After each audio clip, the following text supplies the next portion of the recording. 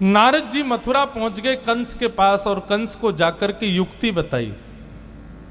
कंस से जाकर के कहा कि भैया तुम्हारा शत्रु कृष्ण बड़ा होता जा रहा है, बलवान होता जा रहा है, उसको मारते क्यों नहीं हो? कंस बोला मैंने कमी कहां छोड़ी, जितने राक्षस भेजे सबको मार दिया उसने। तब नारद जी ने एक नया तरीका बताया, बोले अब तक तुमने राक्षस भेजे थे, अब उसको अपनी नगर में बुलवाओ। कंस बोला वो कैसे? बोले तुम्हारे पास एक धनुष है, ये महादेव ने तुमको प्रदान किया और कहा था कि इस धनुष को नारायण के अलावा कोई नहीं तोड़ सकता। तुम्हारा शत्रु नारायण थोड़ी है, बालक है छोटा सा। इस धनुष का सुंदर यज्ञ करो, ब्राह्मणों के द्वारा सुंदर यज्ञ करवाओ, यज्ञ का मेला रखो और उस मेले में एक सम्मान का कार्यक्रम करो। सम्मान देने के लिए कृष्ण बलराम को बुलवाओ। कंस बोला किस बात के लिए? बोले अरे कुछ दिन पहले हमने सुना था कि वर्षा हुई थी ब्रजमंडल में, तो कृष्ण ने पर्वत उठा लिया था। तो बोले इस बात के लिए मैं सम्मान देना चाहता हूं कि इन्होंने हमारे ब्रज की रक्षा की। ऐसा भाव कहोगे तो ब्रजवासियों को चिंता नहीं होगी, वे लोग कृष्ण को लेके यहां आ जाएंगे। जैसे ही कृष्ण यहां आए, मेला देखने लग जाए, धोखे से उसको मार देना। कंस ने नारद जी के चरणों में प्रणाम किया, बोले जय हो भगवान, आप तो मेरे बड़े शुभचिंतक हो। नारद जी बोले तेरा ही तो भला चाहता हूं मैं सब, चल अब जल्दी से व्यवस्था कर। कंस ने पूरी व्यवस्था कर ली महाराज, ठाकुर जी के वध की। अक्रूर जी को वृंदावन भेजा। अक्रूर जी महाराज वृंदावन गए। वृंदावन जाकर के ब्रजवासियों को बताया कि महाराज कंस ने मुझको कृष्ण बलराम को लाने के लिए भेजा है। पहले तो सुनकर के सब चकित हो गए, बोले कंस ने क्यों बुलाया? तब अक्रूर जी ने बताया कि वो इसलिए बुलाया कि वो सम्मान करना चाहते हैं कृष्ण बलराम का। इन्होंने पर्वत उठाया, इन्होंने बड़े बड़े राक्षस मार दिए।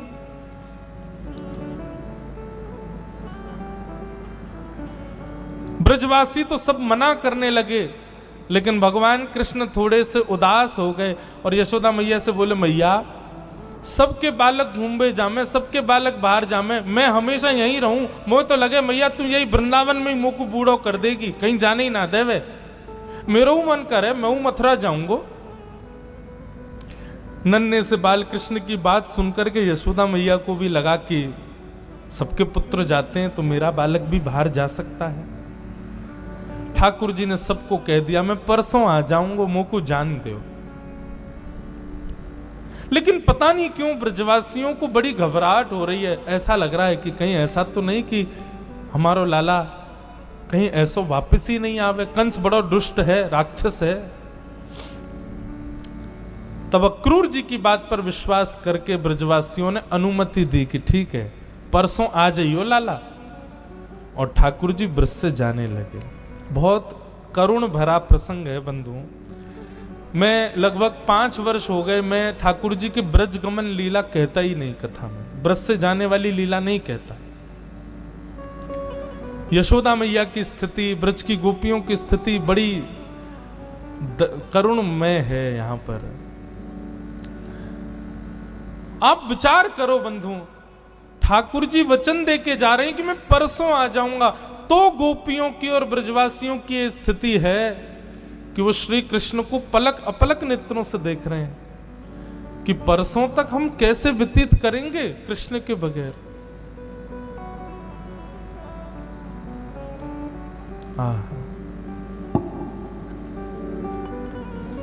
ठाकुर जी रथ में आरूढ़ होकर के जैसे ही मथुरा के लिए निकलने लगे, सब ब्रजवासियों से मिल रहे थे।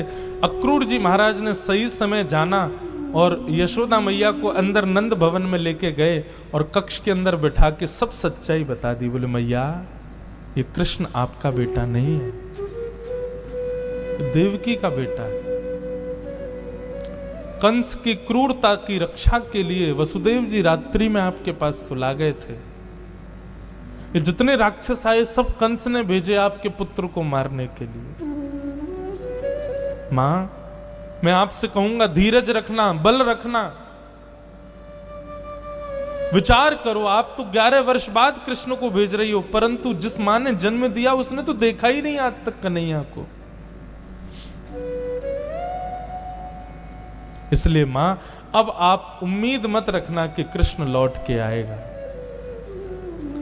यशोदा मैया मूर्तिमंत हो गई, जैसे कोई एक जड़ वृक्ष होता है ना, वैसी हो गई। रक्त ठंडा पड़ गया।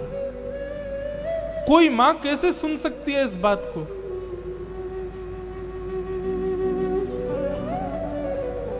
अक्रूर जी कहकर के बाहर चले गए, मैया वहीं बैठी है स्तब्ध। और ऐसी बात सुनकर के कौन चेतना युक्त रह सकता है? जैसे ही रथ आगे बढ़ने लगा, ब्रजवासियों की रुदन की आवाज जब यशोदा मैया के कान में पड़ी, यशोदा मैया को याद आया। बोले लाला जा रहा है, कन्हैया मुंह से दूर जा रहा है, अपनी मैया के पास जा रहा है। बचपन की सब लीलाएं यशोदा मैया के चित्त में घूमने लगी। जिसको सदा अपना मान करके यशोदा मैया रह रही है, वो उनका नहीं है। रथ के पीछे दौड़ने लगी यशोदा मैया। अरे लाला रुक जा, अरे कन्हैया नेक रुक जा। यशोदा मैया के स्वर सुनते ही ठाकुर जी चलते हुए रथ से दौड़ पड़े। ठाकुर जी को नहीं पता कि यशोदा मैया को सब सच पता चल चुका है। ठाकुर जी गए, जाकर के मैया को हृदय से लगा लिया। बोलो मैया तो रो क्यों रही है, मैं आ जाऊंगा ना परसों। यशोदा मैया मुस्कुरा रही है। अच्छा परसों आएगा लाला? बोले हाँ। ठाकुर जी के माथे का स्पर्श कर रही है, नासिका का स्पर्श, ओष्ठ का स्पर्श, कानों का स्पर्श, गले का स्पर्श, सर्वांगीण अंग का स्पर्श कर रही है। क्यों? क्योंकि अब देखने को तो नहीं मिलेगा, कम से कम हाथों को स्पर्श तो याद रहेगा कन्हैया का। और संपूर्ण अंग का स्पर्श करते हुए अंत में मैया ने लाला के चरण पकड़े। जैसे ही चरण पकड़े ठाकुर जी बैठ गए। मैया कहा कर रही है? मैया बोली लाला मुझको पता चल गई है तू मेरो लाला ना है, तू तो देवकी को बेटा है। कंस से रक्षा हेवे के काजे तो को मेरे पास भेज दियो। मैंने अपनो पुत्र मान करके तो को उखल से बांध दियो, तेरो कान पकड़ लियो, तो को छड़ी दिखाई, तो को डांट दियो। लाला ये सब बात कभी देवकी से मत कहियो, वचन दे तू कभी नहीं बताएगो देवकी को कि मैंने तो को उखल से बांधो। नहीं तो कहेगी कितनी निष्ठुर यशोदा, मेरो लाला मारो माने, मेरो लाला बांध दियो माने। ठाकुर जी के नेत्र नहीं खुल रहे हैं। जैसे पता चला कि यशोदा जी को सब सत्य पता है। मैया बोली लाला बस मैं तो से नहीं कहूंगी कि तू वापस आ, बस एक वचन दे के जा। ठाकुर जी बोले कहा? बोले जा समय या यशोदा के प्राण निकल रहे हो, बस वह समय आ जी, मेरी अंतिम श्वास निकल रही हो, मेरो लाला मेरे सामने खड़ो हो, मेरो श्याम सुंदर मेरे समीप खड़ो हो, तेरे ये कटाक्ष नेत्र, तेरे ये सुंदर ग्रीवा, ये सुंदर भुजा, ये सब मुंह को दिख रही हो लाला, बस मेरे अंतिम समय में मेरे पास आ जाइयो, जीवन भर मत आइयो, बस तू रहियो, देवकी की खूब सेवा करियो। और बस ये कह करके यशोदा मैया मूर्छित हो गई। ठाकुर जी विलाप कर रहे हैं। सब ब्रजवासी गए, यशोदा मैया को संभाला। ठाकुर जी बोले यदि मैं और रुकूंगा तो जा नहीं पाऊंगा, मुझे जाना पड़ेगा। ब्रज को प्रणाम करके सब ब्रजवासियों के चरणों में नतमस्तक होकर के ठाकुर जी रथ पर आरूढ़ हो गए और निकल गए मथुरा की। बंधुओं,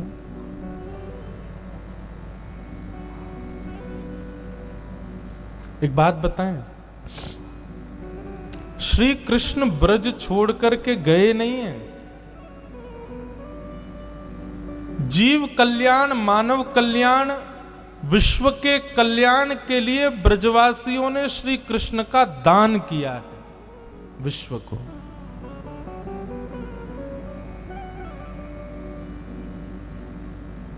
ब्रजवासियों ने दान किया है योगेश्वर कृष्ण का। नहीं तो स्थिति ऐसी है कि अगर एक भी ब्रजवासी कह देता ना लाला तू जाके तो दिखा ब्रज से बाहर, ठाकुर जी नहीं जाते।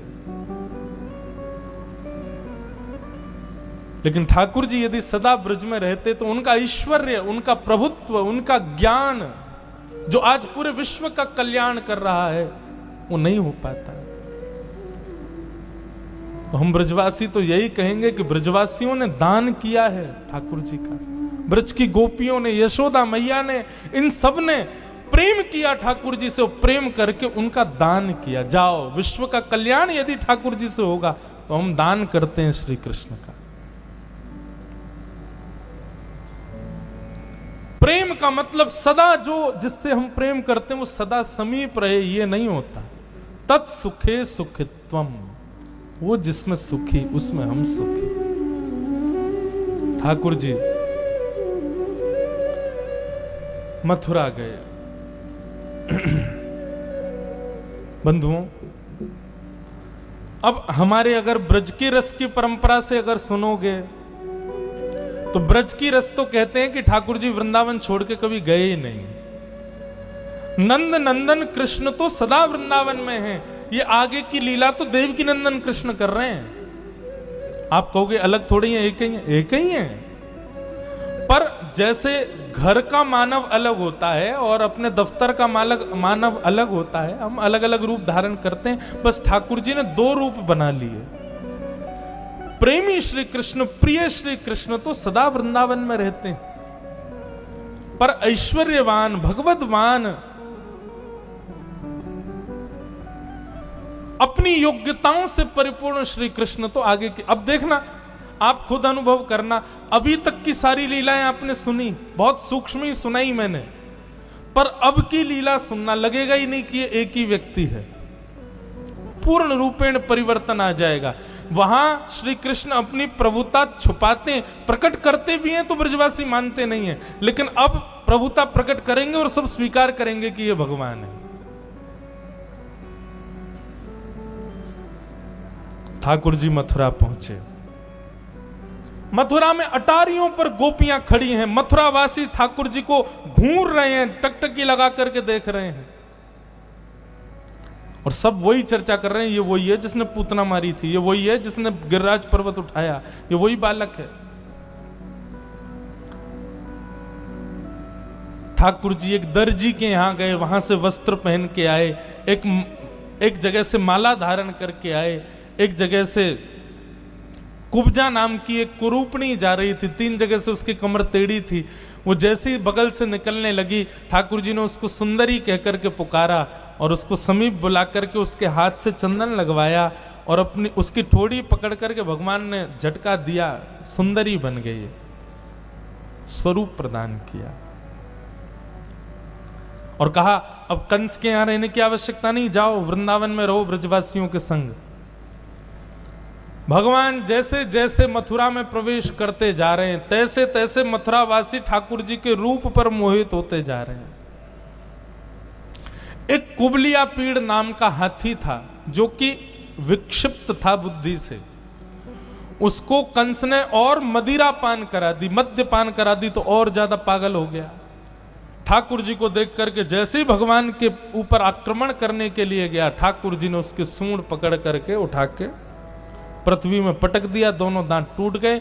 एक दांत ठाकुर जी ने कंधे पर रखा, दूसरा दांत बलराम जी ने कंधे पर रखा और दोनों भैया रणभूमि में, स्टेडियम में प्रवेश कर रहे हैं, जहां पर लाखों मथुरावासी बैठे हैं।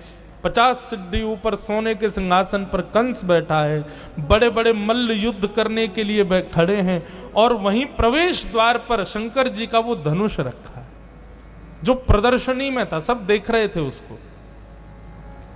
ठाकुर जी जैसे ही उसके समीप गए, बलराम जी से बोले, दाऊ दादा, पिछले अवतार में तो हमने धनुष तोड़ा था, अब आप तोड़ो, उठा दो, तोड़ दो इसको। बलराम जी बोले, पिछले अवतार में ब्याह होने वाला था इसलिए खुद ने तोड़ दिया, और अब राक्षस मारना है तो हम तोड़े हैं? बड़े चतुर हो लाला। ठाकुर जी बोले, नहीं नहीं, एक बार हमने किया, एक बार आप कर दो। बलराम जी धीरे से बोले, नहीं नहीं लाला, तू ही तोड़, और ने एक बार ने दिखा तो दे, बहुत दिन है गए तेरे हाथ में धनुष देखो ना है, आज एक बार ने राघव रूप धारण तो कर ले। आहा, जैसे ही बाल कृष्ण ने अपनी भुजाओं से उस धनुष को उठाया, मानो श्री दाऊ दादा घुटनों पर बैठ गए हाथ जोड़ करके। एक क्षण के लिए ऐसा लगा कि मैं लक्ष्मण हूं और ये राम है। प्रत्यंचा लेकर के एक बार, दो बार, तीसरी बार जैसे ही चढ़ा करके खींचा, बीच से धनुष भंज हो गया। धनुष भंजन होते ही महाराज आकाश में बादल गरजने लगे, पृथ्वी डामाडोल होने लगी। कंस बोला क्या हुआ, क्या हुआ? धनुष टूट गया क्या? अच्छा, सबको पता था कि आज कंस मर जाएगा, इतने राक्षस मार दिए तो कंस कौन सी बड़ी बात है। लेकिन सब इंटरेस्टेड थे कि हमारे सामने मरे, हम भी तो देखें। सेनापति, महामंत्री आदि बोले नहीं नहीं नहीं महाराज, वो धनुष ना उसमें पुराना हो गया था, जंग लग गई थी, एक बार हम लोगों से ही सफाई करते समय टूट गया था वो, हमने उसको ऐसे जोड़ जाड़ के रख दिया, कृष्ण ने आके उठाया तो टूट गया। आप चिंतित मत होइए, आपका कुछ नहीं बिगड़ेगा, आप तो बैठे रहो। आहा, भगवान रणभूमि में प्रवेश कर रहे हैं, चारों तरफ लाखों नर नारी बैठे हैं, और जैसे ही श्री कृष्ण सबके मध्य पहुंचे हैं, सुखदेव जी महाराज वर्णन करते हैं, परीक्षित भगवान एक एक व्यक्ति को अलग अलग रूप में दिखाई दे रहे हैं। मल्लानाम मशनिर्णिनाम नरवर, सामने बड़े बड़े मल्ल खड़े थे, बॉडी जिनकी होती है, जो कुश्ती करते हैं, उनको ठाकुर जी कुश्ती करने वाले ही दिख रहे हैं। स्त्रीणाम स्मरो मूर्तिमान, कन्याओं को ठाकुर जी अपने पति के रूप में दिख रहे हैं। बुजुर्ग माता पिताओं को भगवान अपने बालक के रूप में दिख रहे हैं, छोटे छोटे बालकों को भगवान अपने मित्र के रूप में दिख रहे हैं। सबको ठाकुर जी अलग अलग रूप में दिख रहे हैं। और 50 सिद्धि ऊपर बैठे हुए महाराज कंस को ठाकुर जी अपनी मृत्यु के रूप में दिखाई दे रहे हैं। ये मेरी मृत्यु है। भावना जैसी ठाकुर जी वैसे। कभी कभी मुझे लगता है कि गैया को लगता होगा ठाकुर जी उसके जैसे ही हैं, भैंस को लगता होगा ठाकुर जी उसके जैसे ही हैं, जीवों को भी लगता होगा कि ठाकुर जी हमारे जैसे ही हैं, हम मानवों को लगता हमारे जैसे। जाकी जैसी भावना वैसे ठाकुर जी वैसे ही। भगवान ने एक एक मुष्टिक के प्रहार में मल्लों को नष्ट कर दिया। छोटा सा बालक पूरे रणभूमि में एक दूसरे पर कूद कूद करके ऐसा प्रहार कर रहा है कि सारे मल्ल मर गए। एक छलांग मार करके महाराज कंस के पास पहुंच गए ठाकुर जी। कंस घबरा गया, बोले आई मेरी मृत्यु। भगवान ने उसके केश पकड़े, बोले तेरी जैसी मृत्यु अच्छों को नहीं मिली, मेरे आंखों में देखो। कंस भगवान के नेत्रों की पुतली में देखने लगा। नेत्रों की पुतली में कंस को अपना रूप दिखा। अपने रूप की उस पुतली में जब देखा तो शंख चक्र गदा पद्मधारी श्रीमन नारायण ही कृष्ण के रूप में दिखने लगे। कंस समझ गया साक्षात भगवान। कंस ने अपने नेत्र बंद कर लिए। भगवान ने अपनी दोनों प्रचंड भुजाओं से कंस को आकाश की ओर उठाया, उठा करके 50 सिद्धि ऊपर से नीचे पटक दिया और फेंक करके ऊपर से कूदे उसकी छाती पर। कंस के प्राण निकल गए।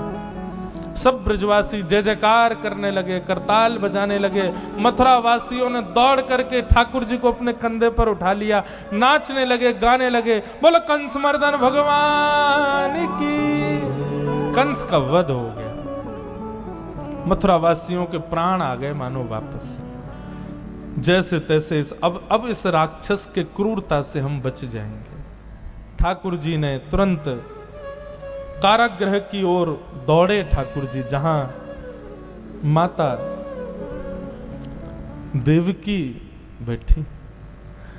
आहा, 11 वर्षों की प्रतीक्षा है देवकी मैया की। भगवान ने जैसे ही कारागृह के भीतर प्रवेश किया, आहा, 11 वर्ष 56 दिन की आयु है ठाकुर जी की। ठाकुर जी को देखते ही देवकी मैया आनंदित हो गई, रोम रोम पुलकित हो गया।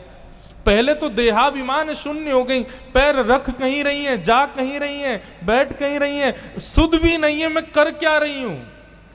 तब जाके ठाकुर जी ने संभाला, बोले माँ। माँ शब्द सुनते ही तो देवकी मैया आनंदित हो गई, नेत्रों से प्रेमाश्रु गिरने लगे, लिपट गई, ठाकुर जी को हृदय से लगा लिया।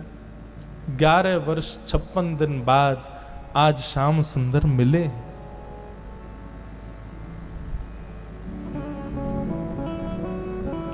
भगवान ने देवकी को सुख प्रदान किया। देवकी मैया और वसुदेव जी को मुक्त करके ठाकुर जी ने अपने नाना जी उग्रसेन जी को राज्य गद्दी पर बिठाया।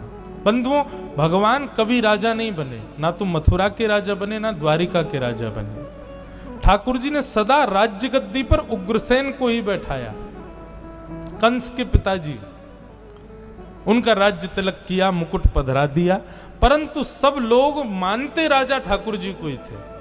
राजा धीराज ठाकुर जी को ही कहते, पर सिंहासन पर नाना जी को बैठाया। भगवान पूरी मथुरा को व्यवस्थित करके उज्जैन पढ़ने के लिए गए, सांदीपनी गुरुकुल, और वहां सांदीपनी उपाध्याय से भगवान ने संपूर्ण वेद अध्ययन किया। वहीं पर ठाकुर जी को एक मित्र मिले, उनका नाम सुदामा। सुदामा जी महाराज से भेंट हुई। ठाकुर जी लौट करके वापस आए। भगवान का मुंडन हो गया था विद्यालय में, चौड़ी चोटी रखी ठाकुर जी ने, बढ़िया लंबी शिखा ठाकुर जी ने धारण की। लौट करके आए। ठाकुर जी अब राजकुमार हैं मथुरा के। ठाकुर जी के चेहरे पर वो नूर नहीं है, वो प्रसन्नता नहीं है। क्यों? ब्रज की बड़ी याद आती है। अपने कक्ष की खिड़की में से केवल वृंदावन को देखते रहते हैं ठाकुर जी। परसों की कह के गए, बरसों हो गए, वृंदावन नहीं गए। आज ठाकुर जी बहुत याद कर रहे थे, और आज ही देवकी मैया ने मन में विचार कियो, मेरो लाला इतना बड़ा होगा, आज तक अपने हाथ से भोजन नहीं पवायो, आज मैं अपने हाथ से पवाऊंगी। बलराम जी से पूछा, लाला को कहा पसंद है, जल्दी बता। बोले मैया लाला को तो एक ही चीज पसंद है। बोले कहा? रोटी के बीच में मक्खन धर दो, वहां मैंने एक मिश्री डाल दो, वो खवाए दो, वही लाला को प्रिय लगे। यशोद, आज देवकी मैया ने 56 भोग बनाए, परंतु एक किनारे में माखन मिश्री सजाई के अपने हाथ से लेके जा रही हैं। आज अपने लाला को पहली बार अपने हाथ से प्रसाद पवाने के लिए। लाला चल आजा, मेरे हाथ से प्रसाद पाले। ठाकुर जी हाथ धो के आए, बैठ गए। देवकी मैया को पूर्ण प्रेम देना चाह रहे हैं ठाकुर जी। देवकी मैया ने जैसे ही थाल सामने रखा, थाल में ठाकुर जी देख रहे हैं कौन कौन सी सब्जी बनी है। अच्छा मैया तेने बनाई? जैसे ही ठाकुर जी की दृष्टि पड़ी माखन पे, नेत्र बंद हो गए। यशोदा मैया की याद फिर आने लगी ठाकुर जी को, अश्रु गिरने लगे। देवकी मैया अपने हाथ में कवल लेके बैठी, बोले लाला मुंह खोल, खवाऊं तो को। ठाकुर जी इतने रोए, रो करके दौड़े और बलराम जी से जाकर के लिपट गए। बलराम जी भी रोने लगे, ठाकुर जी भी रोने लगे,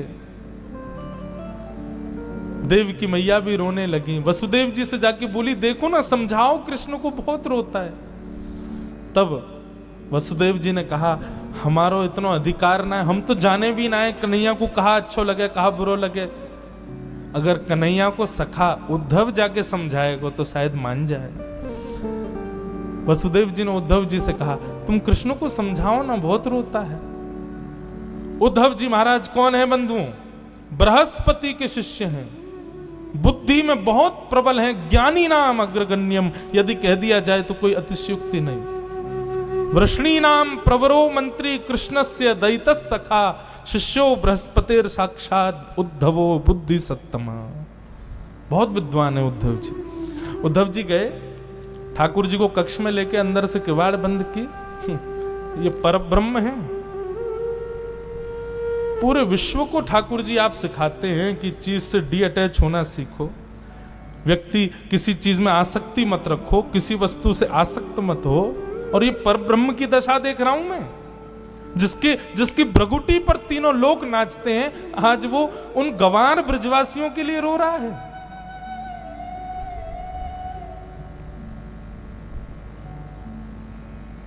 ठाकुर जी बोले, उद्धव तुमने कभी प्रेम देखा है अपने जीवन में? उद्धव बोले, अभी अवकाश नहीं मिला, पढ़ने से ही फुर्सत नहीं मिली। बृहस्पति के यहाँ इतने समय पढ़ता रहा, इन सब चीजों के लिए मुझ पर समय नहीं और ना मैं करना चाहता। भगवान बोले, तो फिर नहीं समझ पाओगे। आसक्ति अलग बात है उद्धव, आसक्ति होती तो वृंदावन दूर नहीं है यहां से, मैं सुबह जाके शाम को आ सकता हूं। आसक्ति होती तो ब्रजवासियों के लिए भी मथुरा दूर नहीं है, वो दिन में 4 बार मुझसे मिलने आ सकते हैं। ये आसक्ति नहीं है, ये प्रेम है।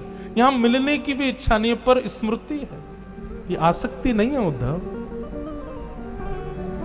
उद्धव बड़ी बड़ी बातें करने लगा तो भगवान बोले सुन इधर आ, तुम जाके ये सब जो मुझे समझा रहे हो ये ब्रजवासियों को समझा दोगे? उद्धव बोला ऐसा समझाऊंगा जीवन में याद नहीं करेंगे आपको। भगवान बोले तो फिर ठीक है जाओ, और सुन इधर आ। अपना मोर पंख निकाल के उद्धव के मुकुट में लगा दिया, अपना पटका उतार करके उद्धव को पहना दिया, और चंदन का इत्र जो ठाकुर जी लगाते हैं वो उद्धव को लगा दिया। अब जाओ। बोले ये सब क्यों? बोले क्योंकि इसके बगैर तुम गए ना तो ब्रजवासी तुझे देखेंगे भी नहीं, इसके साथ जा वृंदावन। उद्धव जी महाराज कह के गए। भगवान बोले कब आएगा उद्धव? बोले शाम तक आ जाऊंगा। वो ठीक है, मिलते हैं फिर शाम को। 6 महीना बाद लौट के आया उद्धव। 6 महीना तक भूल गया कि मैं वृंदावन में हूं। इसी को उद्धव गोपी संवाद कहते हैं। प्रेम की चरमोत्कृष्ट स्थिति है उद्धव गोपी संवाद। उद्धव जी वृंदावन गए। वृंदावन की स्थिति बंधुओं पता है क्या है? हर दिन, जिस दिन से ठाकुर जी गए, हर दिन ब्रजवासी मथुरा के रास्ते को घेर के बैठ जाते हैं और प्रतीक्षा करते हैं कन्हैया आ रहे होगो, हमारो लाला आ रहे होगो, कृष्ण आ रहे होगो। सुबह से दोपहर, दोपहर से शाम, शाम से जैसी रात है जाए। रोते रोते नंद भवन जाते हैं और कहते हैं यशोदा तेरो लाला आज नहीं आयो, आज भी नहीं आयो। परसों की कह के गए हो, दारी को बरसों बीत गए अभी तक नहीं आयो। रोज का ये नियम है सब ब्रजवासियों का। बैठ जाते हैं मथुरा के मार्ग पर, लेकिन जाते नहीं है मथुरा। मथुरा से वृंदावन कितना दूर है? 6 किलोमीटर। 6 किलोमीटर। अहमदाबाद में तो एक मोहल्ले से दूसरा मोहल्ला, इतना दूर है मथुरा वृंदावन। लेकिन प्रेम,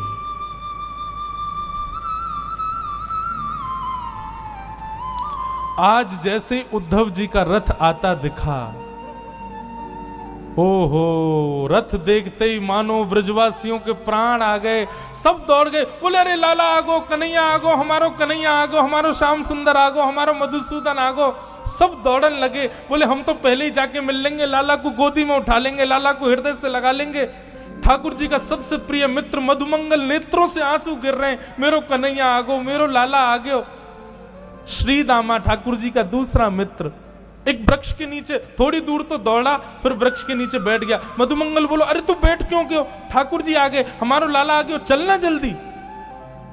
श्री दामा बोलो मैं नहीं जाऊंगा यहाँ के पास, परसों की कह के गए हो, परसों बाद आ रहा है, आज यहाँ से बातें ही नहीं करूंगा। आन दे याकू, या तो मिलनो ही ना है मोकू, या तो मना कर दियो मेरे पास नहीं आवे। मधुमंगल बोलो तू है जा नाराज, हम तो जा रहे हैं। श्रीदामा को छोड़ सब दौड़ने लगे तो श्रीदामा चुपके से देखता है सब ब्रजवासी दौड़ रहे हैं। अरे ये मुझसे पहले लाला को पकड़ लेंगे, मुंह से पहले स्पर्श कर लेंगे, मुंह से पहले गले लगा लेंगे, मुंह को वो सुख नहीं मिलेगा। श्रीदामा दौड़ने लगो। मधुमंगल बोलो अरे अब क्यों दौड़ रहे हो? तू तो मना कर रहा हो ना, नहीं मिलेगा लाला से, फिर क्यों आ गए हो? श्रीदामा बोलो अरे मधुमंगल नाराज बाद में जाऊंगा, पहले लाला को हृदय से तो लगा लो।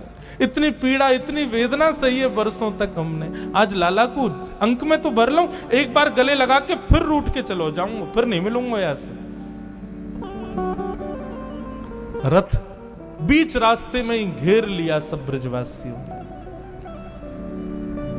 रथ का पर्दा हटा करके जैसे ही उद्धव जी बाहर आए,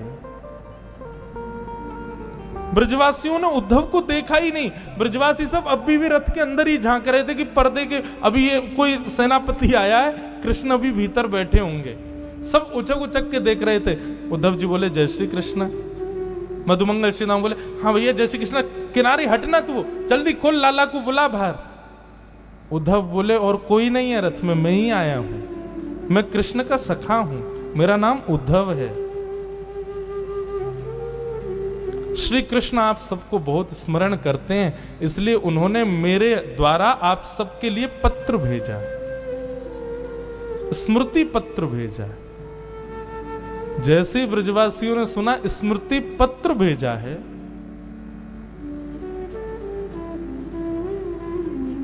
ब्रजवासी बोले वाह कन्हैया वाह, मान गए तेरे प्रेम को। वर्षों तक आयो नहीं, परसों को वादो करके, वर्षों बाद याद आई तो सखा भेज दियो स्मृति पत्र के संग।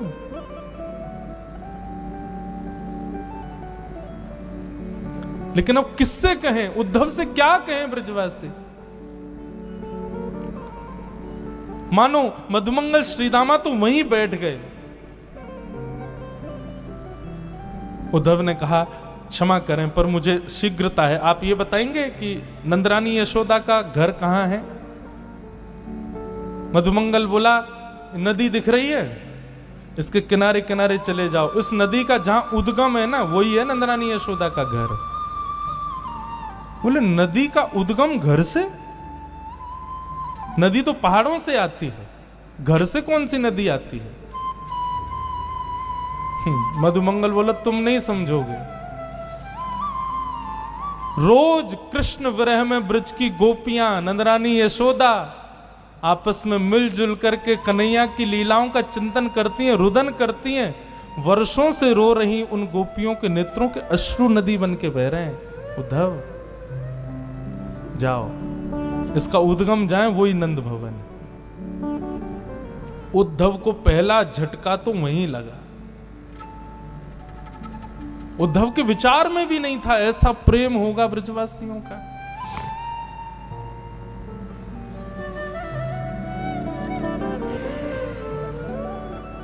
उद्धव जी महाराज गए,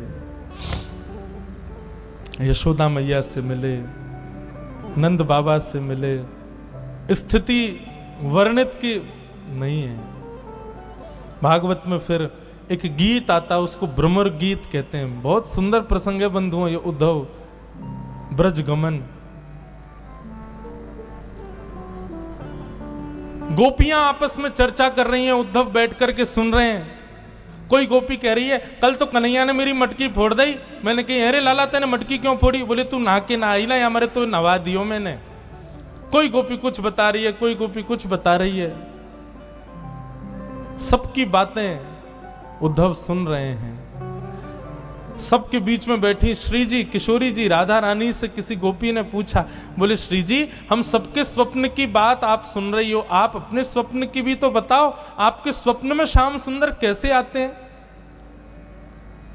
किशोरी जी मंद मुस्का के बोले तुम बड़ी सौभाग्यशाली हो कि तुमको स्वप्न आता है, क्योंकि तुमको नींद आती है। पर जादना से कन्हैया गयो है, मेरी तो नींद ही वाके संग चली गई, मुझको सपने ही ना आवे। नींद ही ना आवे तो सपनों कैसे आवेगो, और सपनों ना आवे तो तुम्हें बताऊं कैसे? ये सब भाव बैठ करके उद्धव सुन रहा है। तब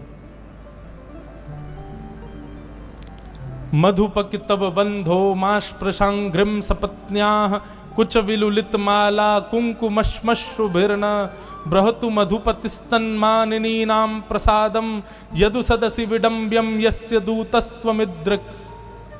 गोपियों ने एक गीत गाया जिसको भ्रमर गीत कहते हैं। मानो गोपियों को उद्धव दिख गया था कि उद्धव बैठा है, लेकिन सीधे उद्धव से ना कह के एक भौरा उड़ता हुआ आया। तो भौरे को कहते हैं अरे देखो ये काला है, जरूर कृष्ण का मित्र होगा। अब उद्धव को केंद्र में लेकर के गोपियां उस भौरे से बात करती हैं, उसी को भ्रमर गीत कहते हैं।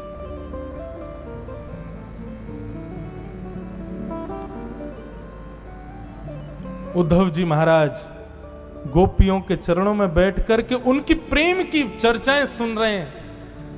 सुनते सुनते सुनते सुनते 6 महीने बीत गए उद्धव जी को वृंदावन में।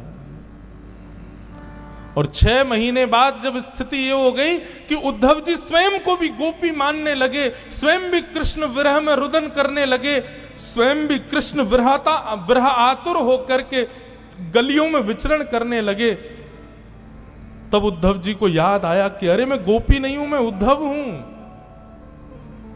दौड़े मथुरा की ओर। भगवान के कक्ष में पहुंच गए, हाथ पकड़ लिया।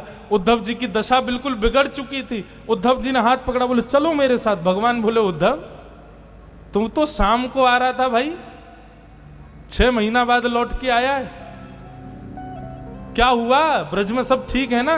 तू तो कह रहा था ब्रजवासियों को बड़ी शिक्षा दे के आऊंगा, भूल जाएंगे आपको, ऐसा ऐसा बड़ी बड़ी बातें, क्या रहेगा, कहां गया सब? उद्धव घुटनों पे गिर गया, रोने लगा, बोले नाथ क्षमा कर दो, मैंने ज्ञान से श्रेष्ठ कभी किसी को नहीं माना, पर आज मैंने समझा कि जीवन का उद्देश्य तो ये प्रेम है जो ब्रजवासी आपसे करते हैं नाथ। मैं आपसे हाथ जोड़ के प्रार्थना करता हूं, भीख मांगता हूं, मुझे बस एक बात दे दो, एक वचन दे दो। ठाकुर जी बोले क्या चाहिए बता? आप ब्रज से बाहर मत जाओ, नहीं है जरूरत महाभारत युद्ध की, नहीं है जरूरत गीता ज्ञान की, आप कहीं मत जाओ, आप ब्रज में रहो।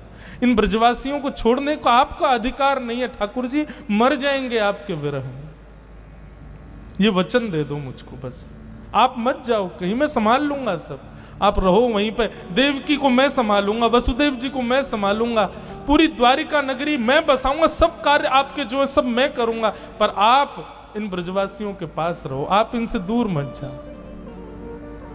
ठाकुर जी ने हृदय से लगा लिया, कस लिया उद्धव को। बोले उद्धव तुझे पता है मैंने तुझे वृंदावन क्यों भेजा? क्योंकि तू ज्ञानी तो बहुत है लेकिन प्रेमी नहीं था, अब तू प्रेमी हो गया। सुन, नेत्र बंद कर। उद्धव जी ने नेत्र बंद किए, वो बोले अब खोल के देख। जैसे ही खोल करके देखा तो पूरा ब्रजमंडल ठाकुर जी के कक्ष में ही बैठा था, मधुमंगल, श्रीदामा, सब गोपियां सब ठाकुर जी के चारों तरफ बैठे थे। उद्धव बोला ये सब क्या हो रहा है नाथ? ठाकुर जी बोले ये सब मुझसे दूर कभी नहीं रहते उद्धव, ब्रज सदा मुझ में बसता है और मैं सदा ब्रज में ही बसता हूं, हम कभी अलग नहीं होते। मुझे क्यों भेजा फिर ब्रज? ठाकुर जी बोले केवल प्रेम सिखाने के लिए, क्योंकि आगे की यात्रा में तू मेरे साथ रहने वाला है, तू ज्ञानी तो बहुत है, प्रेमी नहीं है, इसलिए प्रेम पढ़ाने के लिए।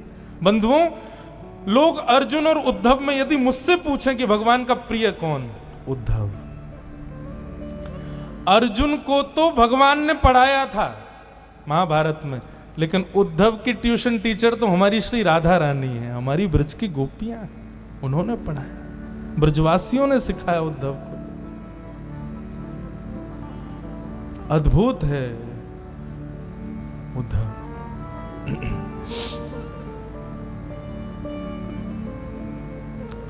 उद्धव, पता है आपको भागवत में भगवान क्या कहते हैं? उद्धव के विषय में भगवान कहते हैं वो मैं ही हूं, वो मुझसे अलग नहीं है। यदि कभी तुमको उद्धव मिल जाए तो यही समझना श्री कृष्ण है, उसको प्रणाम कर लेना। और ये बात कब लागू हुई? जब उद्धव ब्रज चला गया, वृंदावन चला गया। वृंदावन से आने के बाद उद्धव का वो निर्माण हुआ, ठाकुर जी कहते हैं मेरा ही स्वरूप, मेरा ही तदनुरूप है।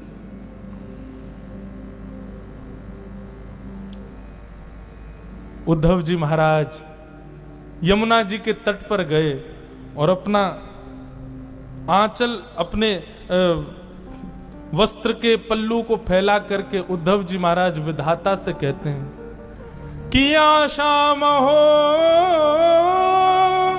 चरण रेणुज श्याम, हम श्याम वृंदावने किमपि गुल मन तोषधीणा। हे विधाता, आप पूरी सृष्टि को बनाते हो, आप सबके कर्म के अनुसार उसको दूसरा जन्म देते हो। ये उद्धव आपसे प्रार्थना करना चाहता है, मेरे सत्कर्मों के फलीभूत यदि आप मुझे पुनर्जन्म देना चाहते हो, मेरी एक ही इच्छा है, मेरा जप, नियम, तप, साधन, भजन, सबसे मुझे एक ही वरदान चाहिए कि मुझे अगला जन्म इस वृंदावन में देना।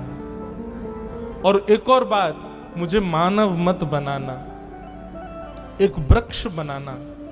और वो वृक्ष भी कोई बहुत वृहद बड़ा नहीं, छोटा सा कोई पौधा मुझे बना देना, ताकि जब जब भी हवा चले इन ब्रजवासियों की, इन प्रेमी गोपिकाओं की चरण रज उड़ उड़ करके मुझे सनाती रहे, मैं सदा उस ब्रजरज में तल्लीन रहूं नाथ, बस यही मेरी प्रार्थना है। ये स्थिति उद्धव की।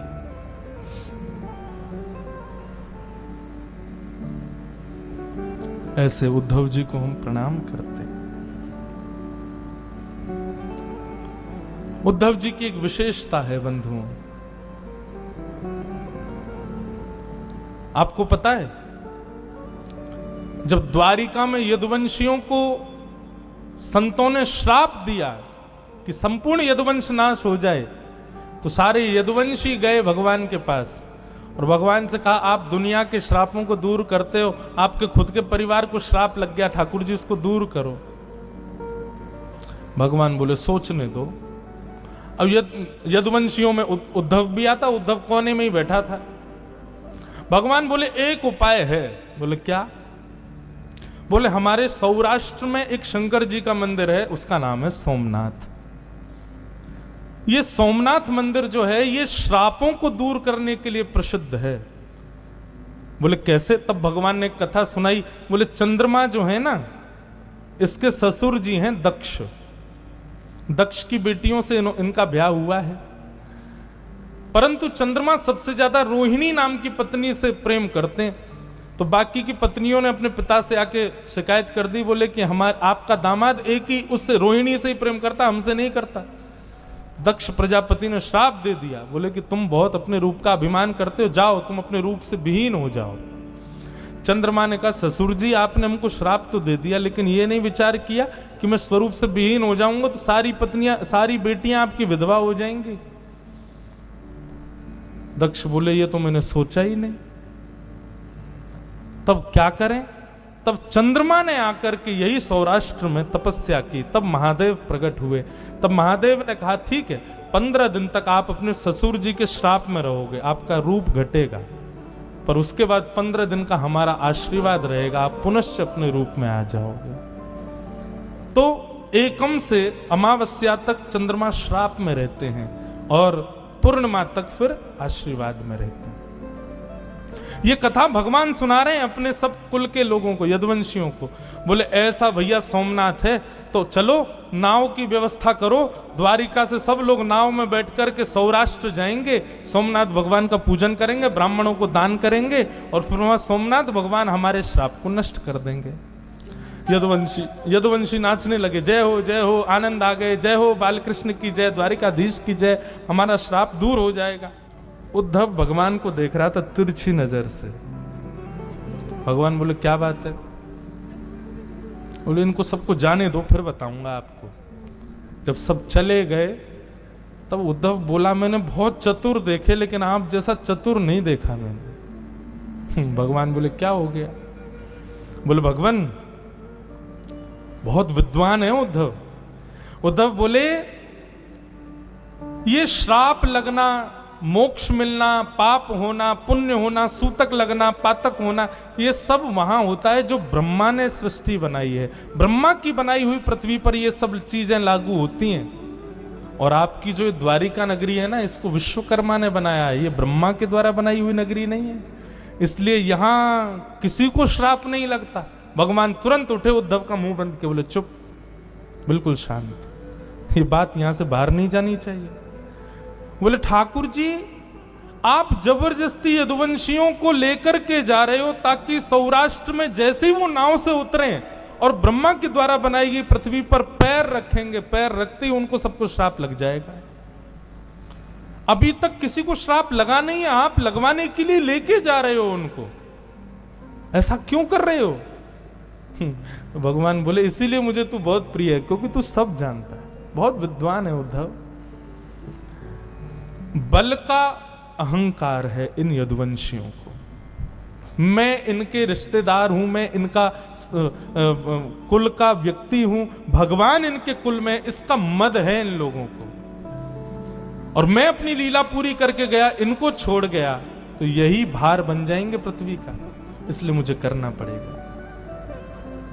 उद्धव बोला तो चलो फिर। भगवान बोले कहां? बोले सौराष्ट्र। ठाकुर जी बोले तू नहीं जाएगा, हम सब जाएंगे, तू तो यहीं रहेगा, तू तो द्वारिका को संभालेगा ना। मतलब उद्धव को ठाकुर जी ने श्राप नहीं लगने दिया। और जब भगवान श्राप लगवा करके वापस आए, सब यदुवंशी आपस में लड़ झगड़ करके मर गए, तब भगवान ने उद्धव को भागवत धर्म का ज्ञान दिया और तब अपनी पादुकाएं प्रदान कर दी। बोले उद्धव तुम मेरे सबसे प्रिय हो, इसलिए मैं तुमको बहुत बड़ी जिम्मेवारी दे रहा हूं। मेरे जाते ही कलयुग आ जाएगा, भक्ति के प्रचार के लिए अब तुम बद्रीनाथ जाओ और बद्रीनाथ में नारद जी को भेज करके वेदव्यास जी से श्रीमद् भागवत की रचना करवाना, ताकि कलयुग में मानव कल्याण हो सके। यह है उद्धव, सामान्य नहीं। ऐसे उद्धव जी को हम प्रणाम करते हैं।